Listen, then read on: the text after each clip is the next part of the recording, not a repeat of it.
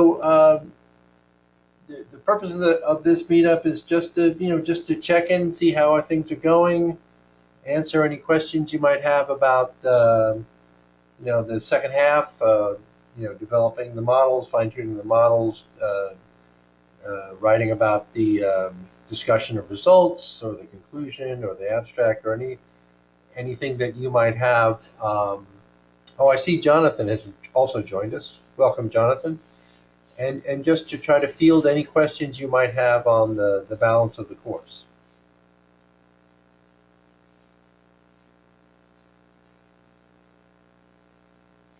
And Neil has joined us. Okay, good, okay. So I have Jonathan, Julian, Neil, and Johannes. Again, the purpose of the call is to talk about anything that you might have about the next stage of developing your final paper. I hope you all have seen the email on the schedule of presentations on the 2nd and on the 9th. So why don't we just open it up to any questions you might have on, I guess, any aspect of the course or of the presentations.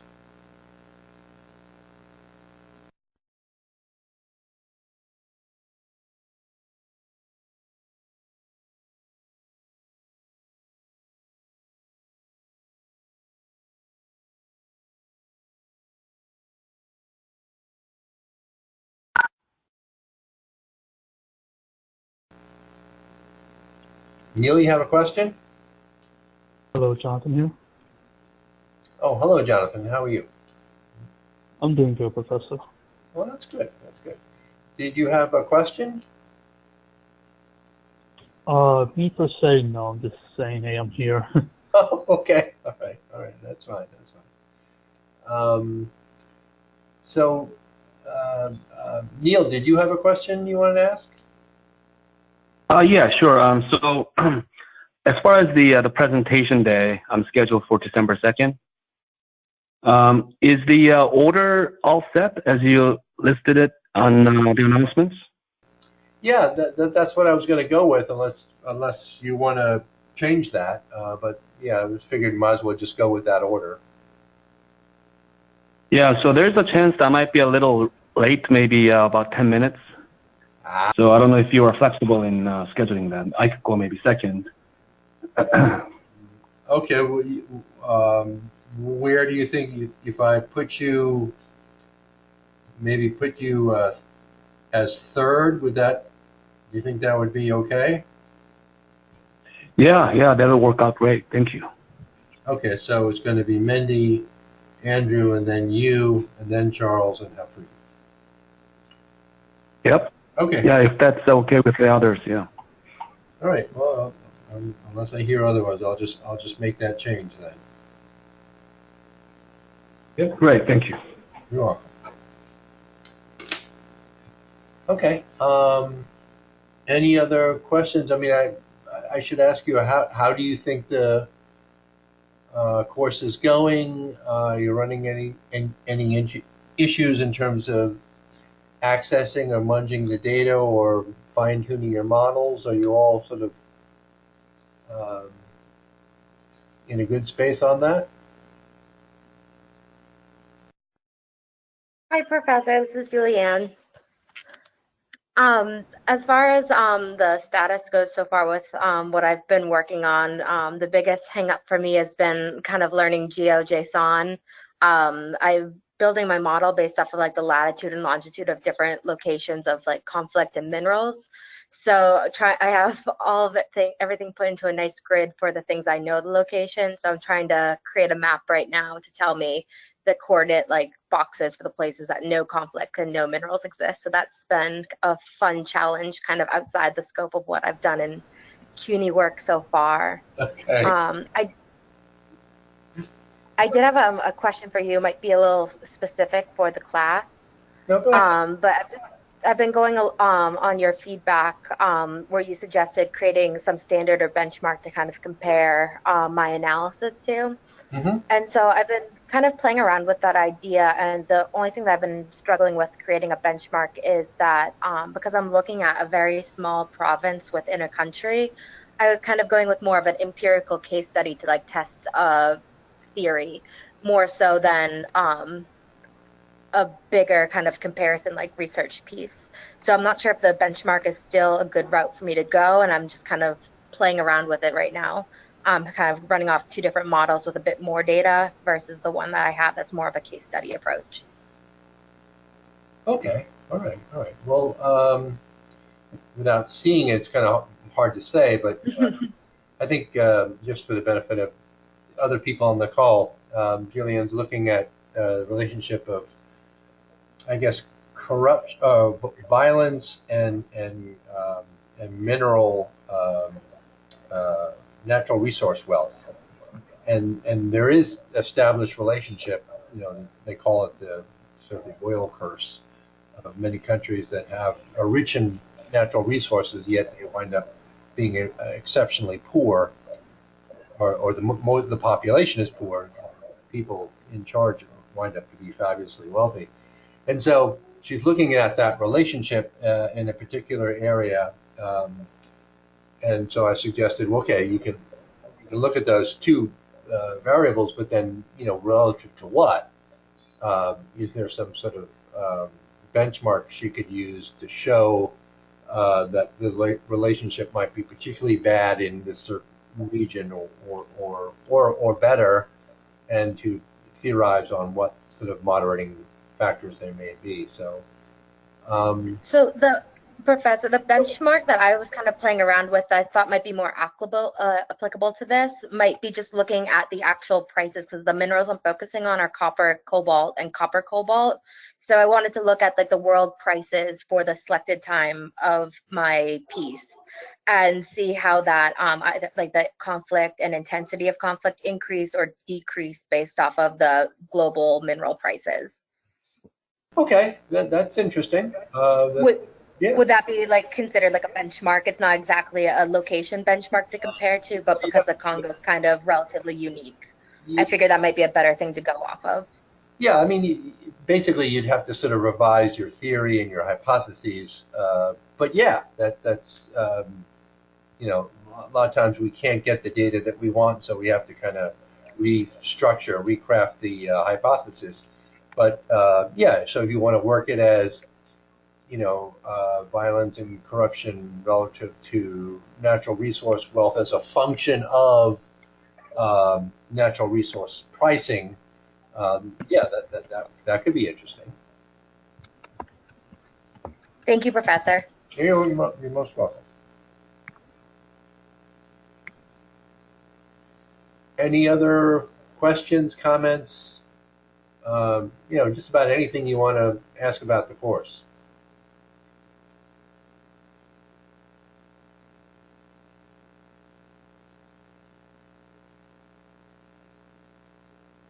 I mean, I can pick on you guys. Jonathan, how do you think you're going? Do you feel comfortable about where you? Um, so mine is pretty okay. I guess one of the things I'm working on right now is just running like the simulated fair pricing, and then pretty much just trying to see what models I could start running off of that. And then I guess another concern I had was um, trying to look at actual historical prices of the bridges. I've seen stuff of the MTA, but I'm like, I want the ones of the bridges and tunnels per se. I could be like, okay, well, it made, the revenue was this much, it was this much traffic. Okay, and So, you couldn't get it at that website that we talked about, or? I don't think I had a little bit of trouble, but I might have to revisit that and then let you know. All right, all right. I mean, now my memory might be a little bit rusty, but aren't the sort of the pricing the same for um, all bridges and tunnels, or is that just my memory not right about that? That I'm not too sure. Yeah. All right. Um, You might want to check that out because I sort of vaguely remember that, but I'm sure. I mean, if you run into a problem, let me know. But I'm pretty sure between those two, I forgot now, those two websites that we discussed, I think you can get that data. oh, okay, cool. I will definitely take a look at that. Thanks, Professor. Okay. Thank you, Professor. I have some question. This is Johannes speaking. Sure. It's actually not technical. It's in connection with the final submission requirements on the submission requirement page on the final draft. I was checking the page numbers. It says the final project paper are required to be medium lengths of 10 to 12 pages, and it also mentions that code listings, interpreter output, and exploratory data visualization should not be included in the paper itself. Right. Are you strict regarding page-wise? Sometimes Yeah. the page may exceed. Do you have anything to say on this, please? Yeah. I thank you for bringing that up. I really should delete that reference. I mean, I think that's a holdover from the old days. Okay. Your paper should be as long as it needs to be. So, All right. and some people pick topics that are, very technical and can be very well addressed within, 10 to 15 pages. Other people pick things that are a lot more complicated um, that you really could not do justice in 10 or 15 pages. So, yeah, no, please ignore that. You know, the paper should be, based on the feedback I've given you, um, based on the outline that I outlined in the syllabus, and if you can address those topics, you'll be fine. If it takes you more than 15 pages, that's fine by me. Thank you so much. You're very welcome.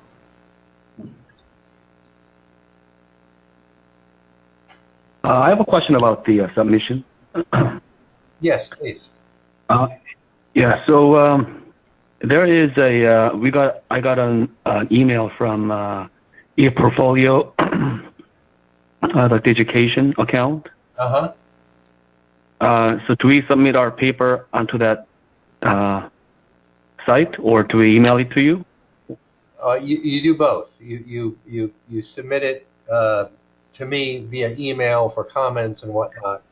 Then when you get the final draft, then you submit it to ePortfolio as part of your portfolio, as part of the final documentation.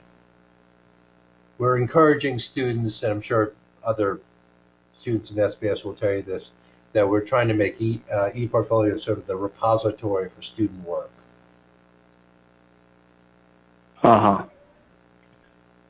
So I am preparing my paper submission for a journal.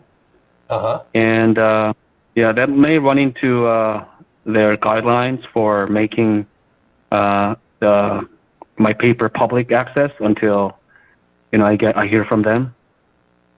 Is it? I mean, I can, I guess, release maybe a part of it, but not the main results. Would that be something to consider, or? Well, in ePortfolio, you have the option of making it either public or private. But it. Oh, okay. But that said, Neil, if you think that I mean, I would not want to jeopardize anyone's chances of getting published. So,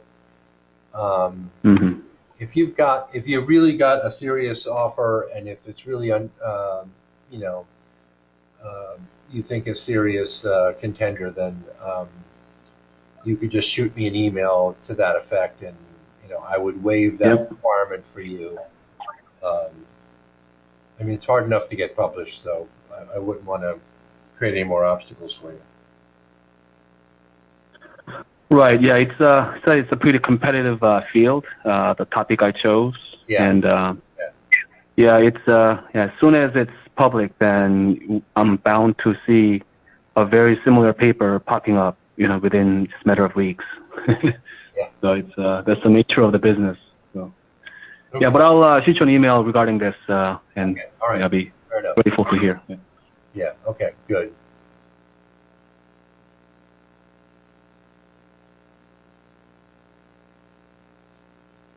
Any other questions, comments, concerns?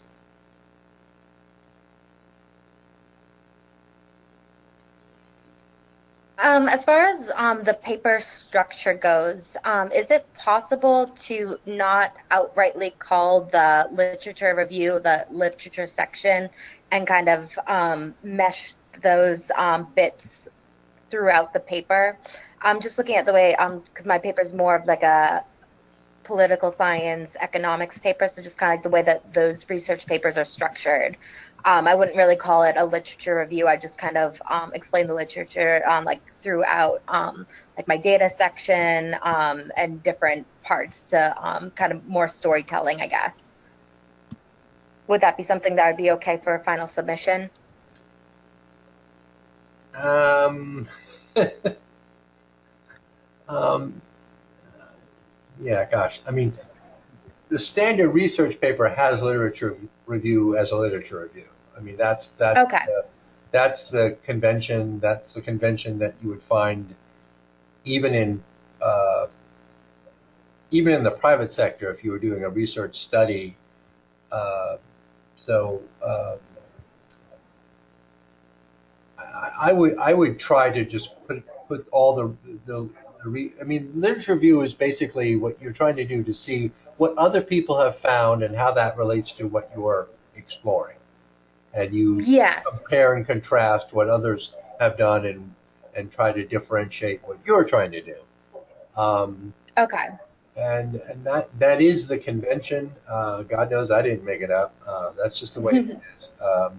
If there was some really compelling reason, Julianne, that wouldn't work, I'd be open to talk about it. But I would sort of strongly encourage you to try to follow that standard.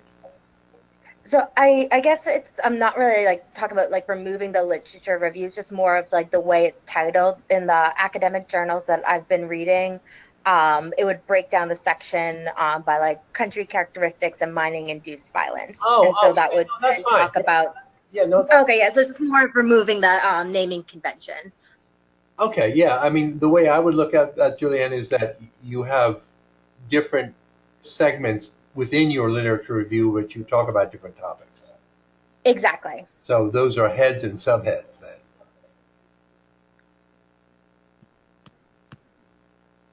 Okay, thank you, Professor. All right, that's fine. Yeah.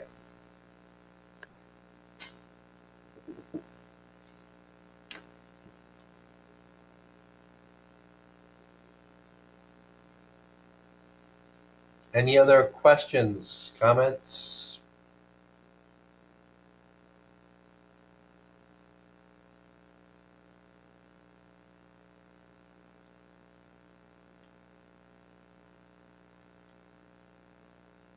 Andy has joined us. Andy, do you have any questions? Just so that I give everyone a chance to speak. Yeah, Professor, this is Andy. So yeah, I was about to gonna ask one question. So about the presentation. So you mentioned that it could be in any format, as far as I remember. So like, it could be in PowerPoint or just explaining the paper itself. That's true. Okay.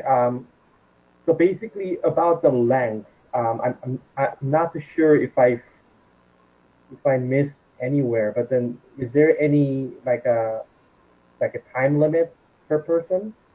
Yeah, unfortunately there is. There's because I allow everyone to sort of pick their own topic. It means Yeah. the final presentations can be no more than 10 to 15 minutes in order just to give everyone equal time in that Hmm. hour-long session. So, which really makes it important to really be prepared. If I were you, I would review it, I'd do a few practice runs, and try to really get it to the real cogent points of what's the significance, what's it all about, what do the results really mean, and just leave it at that. And as I've said before, some students feel more comfortable developing a little PowerPoint or some sort of presentation software that they use. Other students feel comfortable enough about just showing the paper and just like summarizing and talking about it. It's really kind of up to you. I don't require you to create a separate presentation document, but some students find that useful when they present. So I'll leave it up to your style. Yeah. So, and another question is, can we actually record the the presentation on YouTube and share the link if it's possible? Or should it be like always like a live presentation? I mean, yeah. Well, you're the first student to ask me that question. Yeah. I kind of, I mean, the way the course has been done in the past is Yeah. everyone takes a crack at it, so everyone gets the benefit of seeing what everyone else has done. Mm-hmm. Obviously, I have no problem with you independently doing a video of your own and posting that. Um, but could we have it as separate videos? I'm not sure how that would work, though. Mm-hmm. I mean, I don't mind presenting in person. I mean, on spot, but then I'm just asking because sometimes um, recording it like multiple times can give you like better sort of explanation of some areas. So that's why. Well, I don't know. Now that you say that, I mean, the whole purpose of this is to give you Yeah. a deliverable that you can show off. So, Mm-hmm. if you think that you could do a good job, better job presenting in something in a more polished format and send it as and upload it and send it as a link, um, I don't know, I guess that would be okay. But um, yeah, I know. I guess I couldn't have a problem with that because actually you'd be certainly living up to the spirit of what a capstone is supposed to be. So if you want to do that, just let me know and then give me a sense of when you'd like to do that and when you think you can deliver it. Okay. Thank you.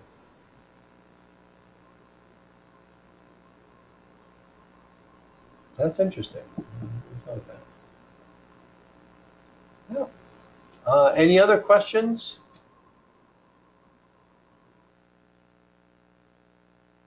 Comments? Concerns?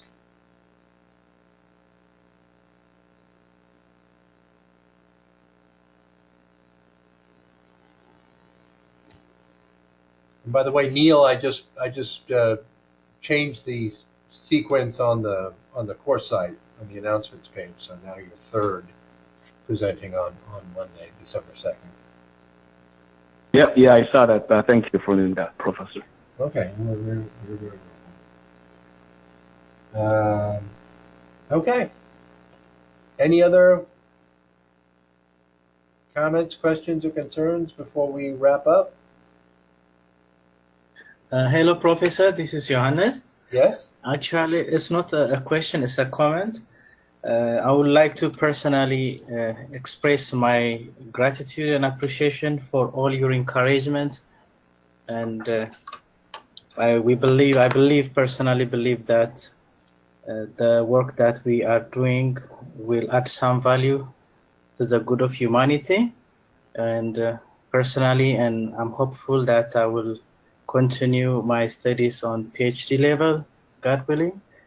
And it's really an honor and a privilege to work with you. I just want to personally thank you for everything. Johannes, that is very kind of you. I'm not sure I'm out here to help humanity, but I can, as I said in the beginning of the course, I want to I want you all to produce the best possible work you can that will help showcase your talents in your professional network and in the marketplace. So thank you for saying that. Appreciate that. You're welcome. Thank you. Any other comments?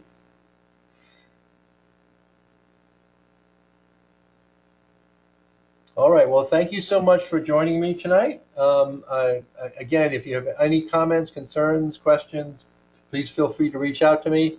I wish you all well, and if I don't talk to you, I hope you all have a wonderful Thanksgiving holiday. Thank you. Yeah. Thank you. Thank you. Thank you.